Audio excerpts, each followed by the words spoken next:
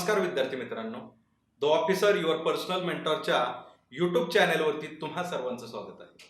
विद्यार्थी मित्रांनो, आपल्या #पॉलिटी या टायटल अंतर्गत आपण वेगवेगळे विषय पॉलिटी या विषयाच्या संदर्भातले जे काय वेगवेगळे घटक आहेत, करंटमधले जे काही अपडेट्स आहेत ते चर्चा करत आहोत. आणि आज आपण एक महत्त्वाच्या विषयाची चर्चा या #पॉलिटी अंतर्गत करणार आहोत, ज्याचं टायटल आहे केशवानंद भारती केस आणि मूलभूत संरचनेचा सिद्धांत. केशवानंद भारती केस ही भारताच्या राजकीय इतिहासातली अतिशय महत्त्वाची केस आहे आणि नुकतेच या केसला 50 वर्ष पूर्ण झालेले आहेत. या केसचं जे जजमेंट आहे, हे जजमेंट सुप्रीम कोर्टाने या केसचा जो निकाल दिला तो निकाल भारताच्या राजकीय पटलावरती अतिशय महत्त्वाचा आहे आणि या निकालाने संसदेला एक चौकट घालून दिली. संसदेचा कायदे निर्मितीचा जो अधिकार आहे, हा कायदे निर्मितीचा अधिकार अनिर्बंध अनिरंकुश नसून त्याला काही घटनात्मक मर्यादा आहेत. या घटनात्मक मर्यादा घालत असताना न्यायालयाने जे काय आपलं मूलभूत संरचनेचं तत्व आहे, या तत्वाचं कुठेही उल्लंघन होणार नाही याची काळजी संसदेने घेतली पाहिजे. अशा प्रकारचं एक निकाल आपल्या जवळपास 703 पानांमधल्या या निकालाचा संपूर्ण सार हाच होता की मूलभूत संरचनेचं जे काही तत्व आहे याचं उल्लंघन होता कामा नये, त्याचं पालन हे संसदेने केलं पाहिजे. विद्यार्थी मित्रांनो, राज्यशास्त्र या विषयाचा अभ्यास करत असताना हेच मूलभूत संरचनेचं तत्व हे आपल्या अभ्यासाच्या दृष्टीने अतिशय महत्त्वाचं आहे आणि त्याच्यातलाच 1973चा केशवानंद भारती हा खटला हा देखील तितकाच महत्त्वाचा आहे. आणि म्हणूनच आज आपण या केशवानंद भारती खटल्याच्या निकालाला 50 वर्ष पूर्ण झाल्याच्या निमित्ताने या सगळ्या विषयाची चर्चा करणार आहोत आणि याच्यामध्ये जाणून घेऊया की या खटल्याचं स्वरूप कसं होतं, न्यायालयाचे विविध निकाल आणि त्याला सरकारकडून आलेला जो काय प्रतिसाद होता तो कशा प्रकारचा होता. चला तर मग सुरुवात करूया केशवानंद भारती केस आणि मूलभूत संरचना सिद्धांत या टॉपिकला. याच्यामध्ये याची सुरुवातीलाच आपण पार्श्वभूमी बघूया की केशवानंद भारती खटला जो आहे याच्या पूर्वी काय गोष्टी घडल्या होत्या की पुढे जाऊन न्यायालयाला या केशवानंद भारती खटल्यामध्ये अतिशय जाणीवपूर्वक लक्ष घालावं लागलं, एक मोठं घटनापीठ स्थापन करावं लागलं आणि या केशवानंद भारती खटल्याचा जो काही निकाल आला त्याने भारताच्या राजकीय इतिहासाला एक कलाटणी दिली. तर त्याची पार्श्वभूमी पाहूयात. याच्यामध्ये सुरुवातीलाच 1951 हे साल खूप महत्वाचं आहे. 1950ला संविधानाची सुरुवात झाली किंवा संविधानाची स्वीकृती करून संविधानानुसार जो कारभार आहे तो आपण 1950ला स्टार्ट केला आणि 1951ला या संविधानामध्ये किंवा या राज्यघटनेमध्ये पहिली घटना दुरुस्ती झाली. ही घटना दुरुस्ती केली गेली आणि याच्यामध्ये 9वे परिशिष्ट म्हणजे त्याला आपण 9वी अनुसूची असं सुद्धा म्हणू शकतो, 9वी अनुसूची समाविष्ट केली गेली. 9वे परिशिष्ट जे आहे ते 1951च्या पहिल्या घटना दुरुस्तीने त्याचा समावेश केला. आता ह्याचा समावेश केल्यानंतर शंकरी प्रसाद खटला हा खटला याच्या दृष्टिकोनातून महत्वाचा आहे. शंकरी प्रसाद सिंग देव विरुद्ध भारत सरकार या खटल्यामध्ये ही पहिली जी घटना दुरुस्ती आहे ही घटना दुरुस्ती सर्वोच्च न्यायालयाने वैध ठरवली. हे घटना दुरुस्तीनुसार काय केलं की 9वं परिशिष्ट जोडलं गेलं आणि ही जी घटना दुरुस्ती होती या घटना दुरुस्तीच्या वैधतेवर शंकरी प्रसाद खटल्याने शिक्कामोर्तब केलं.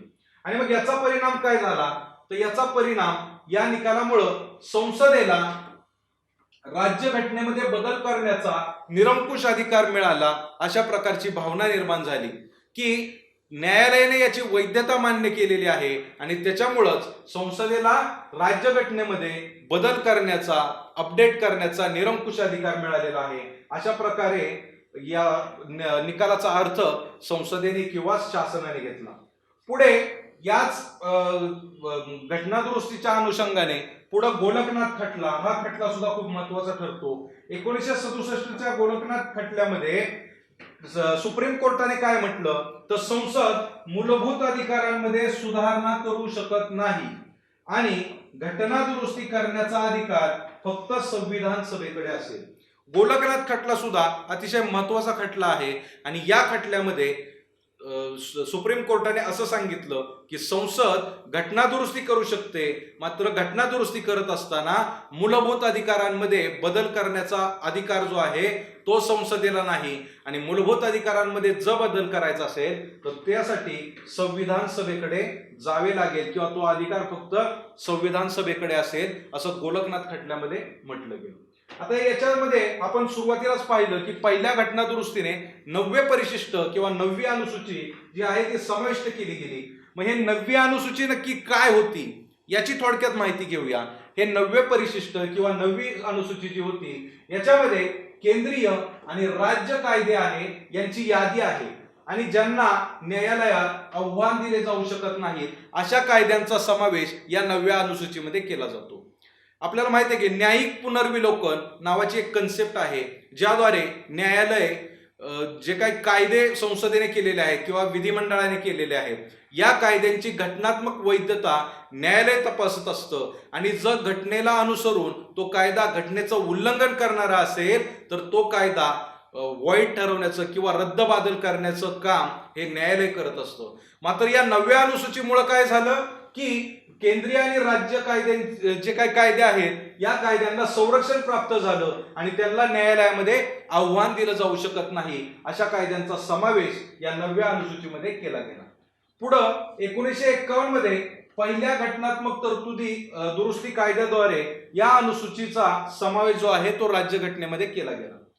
कलम 31 ब जे आहे 31B या कलमाच्या अनुसार या 90व्या अनुसूचीचा समावेश हा राज्यघटनेमध्ये केला. आणि हे कलम काय सांगतं, या कलमाचं स्टेटमेंट खूप महत्वाचं आहे. हे आर्टिकल काय सांगतं तर 90व्या अनुसूचीमध्ये नमूद केलेले कोणतेही कायदे आणि अधिनियम ते कोणत्याही अधिकारांशी विसंगत असल्याच्या आधारावर रद्दबादल मानले जाणार नाही. म्हणजे अगदी मूलभूत अधिकारांशी जरी विसंगत असतील तरी सुद्धा या अनुसूचीमध्ये जे कायदे आहेत ते रद्द केले जाऊ शकत नाही असं कोण सांगतं, कलम 31B सांगतं. आणि एक प्रकारे न्यायालय आणि संसद यांच्यामधला जो संघर्ष आहे या संघर्षाची सुरुवात या पहिल्या घटना दुरुस्तीपासून सुरुवात झाली. कारण न्यायालयाचा न्यायिक पुनर्विलोकनाचा अधिकार जो आहे त्या अधिकारावरच घाव घालण्याचं काम संसदेने या पहिल्या घटना दुरुस्तीद्वारे केलं, आणि त्याच्यामुळं 31B जे कलम आहे ते न्यायिक पुनर्विलोकनाचा अधिकार न्यायालयाचा काढून घेतं की काय अशा प्रकारची परिस्थिती याच्यामध्ये निर्माण झाली. पुढे या 90व्या अनुसूचीच्याच संदर्भात पुढे जाऊन 2007 मधला जो न्यायालयाचं जजमेंट आहे IR कोहिलो खटला, IR कोहिलो विरुद्ध तामिळनाडू राज्य या खटल्यामध्ये सुप्रीम कोर्टाने खूप महत्वाचं स्टेटमेंट या 90व्या अनुसूचीच्या संदर्भामध्ये दिलं. याच्यामध्ये ते काय म्हणतात तर संविधानाच्या मूलभूत संरचनेचं उल्लंघन केल्याच्या कारणास्तव 90व्या अनुसूची अंतर्गत ठेवलेल्या कायद्यांना आव्हान दिले जाऊ शकते. कोणत्या संविधानाच्या मूलभूत संरचनेचं उल्लंघन केल्याच्या कारणास्तव. आणि हे स्टेटमेंट कधी आलेलं आहे तर 2007 मध्ये आलेलं आहे. आणि केशवानंद भारती खटला कधी आहे त्याचा निकाल 1973चा आहे. आणि 1973च्या निकालामध्ये सर्वोच्च न्यायालयाने असं सांगितलं की मूलभूत संरचनेचं उल्लंघन करणारा कोणताही कायदा त्या ठिकाणी तो रद्द केला जाऊ शकतो. याचं संपूर्ण स्वरूप जे आहे केशवानंद भारती खटल्याचं आपण पाहणार आहोत. पण सुरुवातीला या 90व्या अनुसूचीच्या संदर्भात कोहिलो खटल्यामध्ये असं सांगितलं गेलं की मूलभूत संरचनेचं उल्लंघन केल्याच्या कारणास्तव 90व्या अनुसूचीत अंतर्गत ठेवलेले कायदे सुद्धा त्यांना आव्हान दिलं जाऊ शकतं. पुढे आता सर्वोच्च न्यायालयाची भूमिका काय राहिली याच्या संदर्भात 31B जे काय कलम टाकलं गेलं आणि त्याच्यामध्ये सर्वोच्च न्यायालयाचा न्यायिक पुनर्विलोकनाचा अधिकार सुद्धा काढून घेतला गेला. मग सर्वोच्च न्यायालयाची भूमिका याच्यामध्ये कशी राहिली तर IC गोलकनाथ विरुद्ध पंजाब राज्य आणि इतर हा 1967चा खटला होता. याच्यामध्ये सर्वोच्च न्यायालयाने जवळपास एक मोठं घटनापीठ स्थापन केलं गेलं आणि या घटनापीठामध्ये 11 सदस्यांचा समावेश केला गेला. 11 सदस्यांचा समावेश या घटनापीठामध्ये होता. आणि याच्यामध्ये सर्वोच्च न्यायालयाने जे स्टेटमेंट दिलेलं होतं या स्टेटमेंट किंवा सर्वोच्च न्यायालयाचं जे जजमेंट आहे ते खूप महत्वाचं आहे.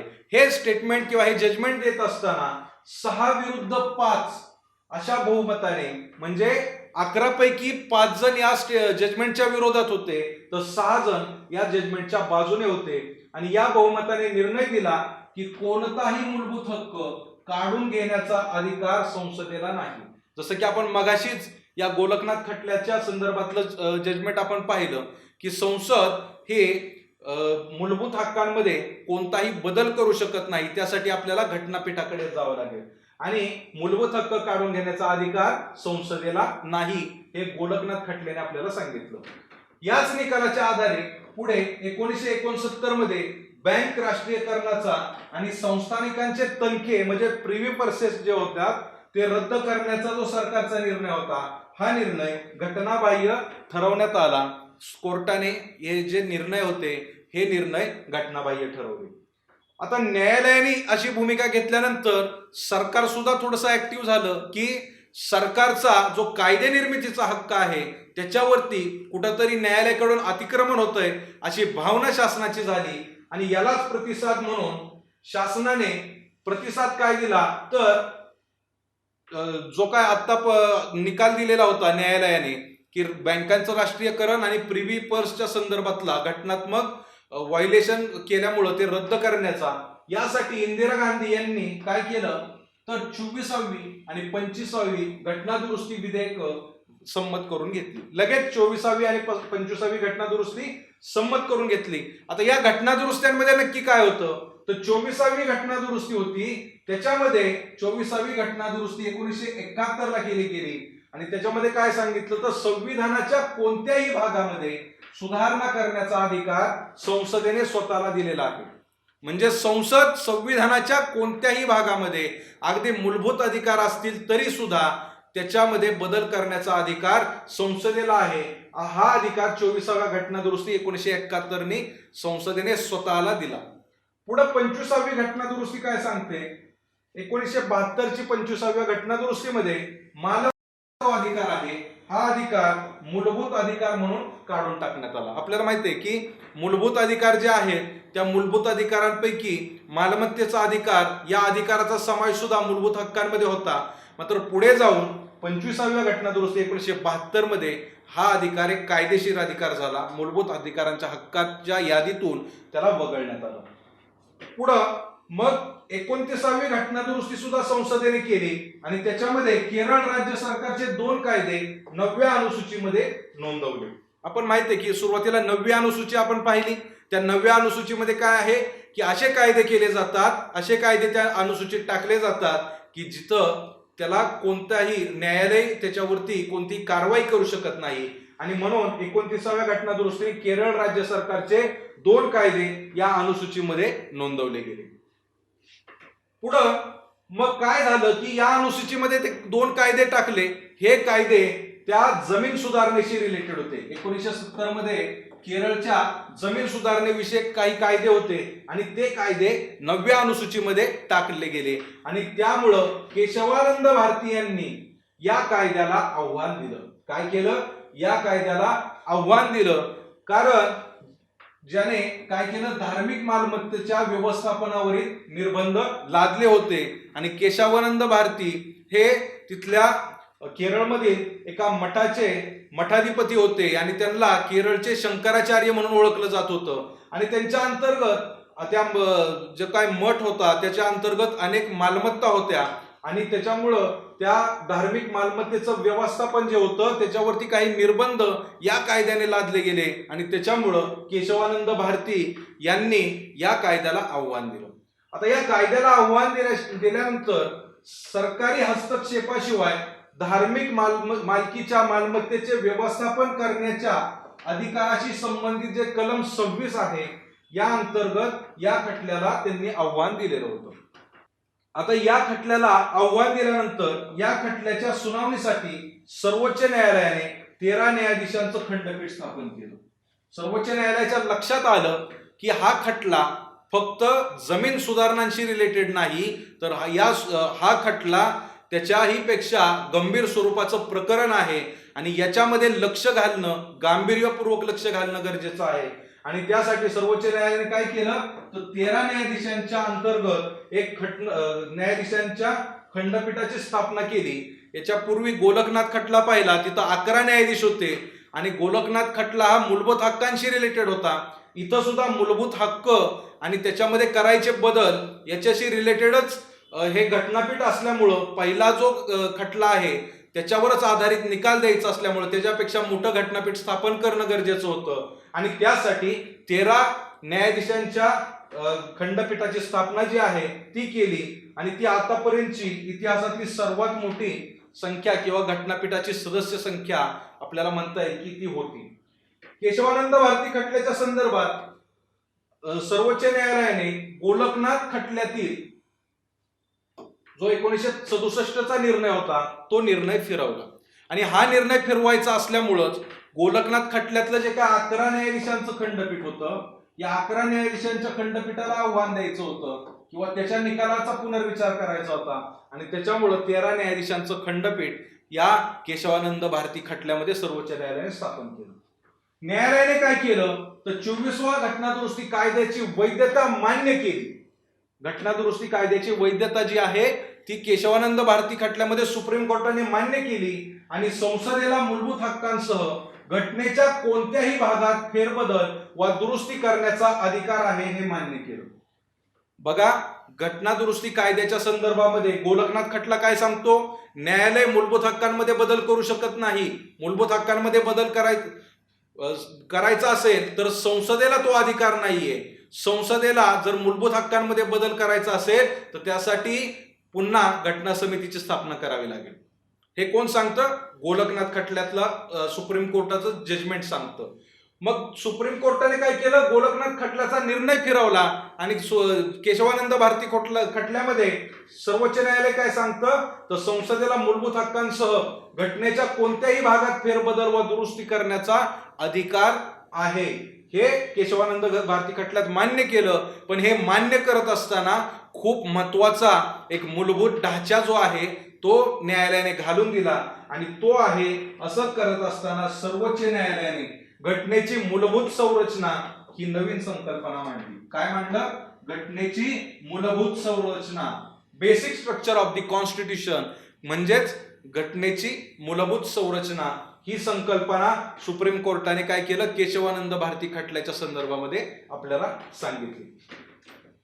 याच्यानंतर मग सुप्रीम कोर्टाचा निर्णय आल्यानंतर सरकारचा पुन्हा त्याच्यावरती प्रतिसाद येणं अपेक्षित होतं.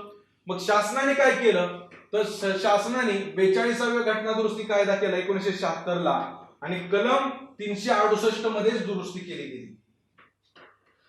1976 साली 42वी घटनादुरुस्ती केली गेली आणि कलम 368 मध्ये दुरुस्ती केली आणि ही दुरुस्ती करत असतानाच कायदे करण्याच्या संसदेच्या अधिकारावर कोणत्याही मर्यादा नाही आणि मूलभूत हक्कांचे उल्लंघन होते हे कारण धरून कोणत्याही कारणासाठी कोणत्याही न्यायालयात कोणत्याही दुरुस्तीला आव्हान देता येणार नाही. अशा प्रकारचं घटनादुरुस्ती 42वी घटनादुरुस्ती 1976 ला केली गेली आणि 368 जे काय घटनादुरुस्तीची रिलेटेड कलम आहे याच्यामध्ये बदल हे शासनाने केले गेले. मग याचा परिणाम पुढे जाऊन काय झाला तर मूलभूत संरचनेचं जे तत्व आहे हे तत्व अनेक खटल्यांमध्ये पुढे जाऊन वेगवेगळ्या न्यायालयांच्या खटल्यांमध्ये म्हणजे सुप्रीम कोर्टाच्या वेगवेगळ्या जजमेंट मधून आपल्याला दिसून येतं. आणि हे मूलभूत संरचनेचं जे काही तत्व आहे या तत्वाच्या आधारावरती सुप्रीम कोर्टाने अनेक कायदे रद्द केले किंवा त्यामध्ये बदल करण्यासाठी शासनाला सूचना केलेल्या होत्या. आणि या कायद्यांच्याच अनुषंगाने पुढचा मिनर्वा मिल खटला जो आहे 1980चा, हा मिनर्वा मिल खटला हा खूप महत्वाचा आहे.